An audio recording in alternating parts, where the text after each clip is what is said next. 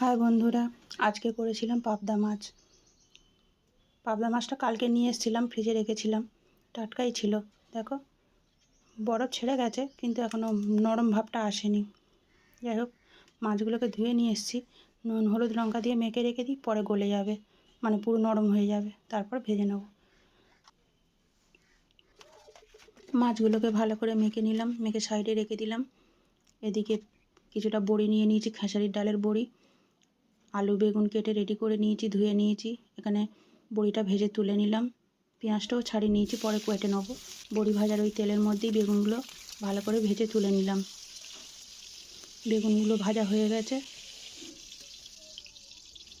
বেগুন ভাজার তেলের মধ্যেই আরেকটু তেল দিয়ে দিলাম, দিয়ে মাছটা ভেজে নেব একে একে।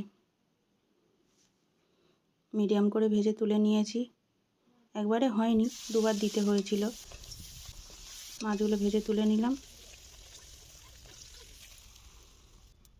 এরপর ওই তেলের মধ্যেই একটুখানি তেজপাতা, কয়েকটা শুকনো লঙ্কা, একটু কালো জিরে ফোড়ন দিয়ে দিলাম।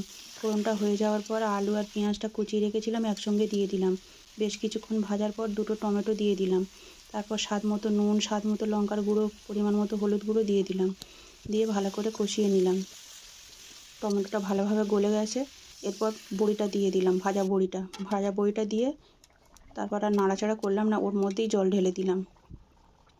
আলু আমার সেদ্ধ হয়ে গেছে, বড়িও সেদ্ধ হয়ে গেছে। ভাজা বেগুন আর মাছগুলো একসঙ্গে দিয়ে দিলাম। বেশ কিছুক্ষণ ফুটিয়ে নিলাম চাপা দিয়ে, তারপরে নামিয়ে নিয়েছি। খেতে তো ভালো হয়েছিল দুপুরবেলা।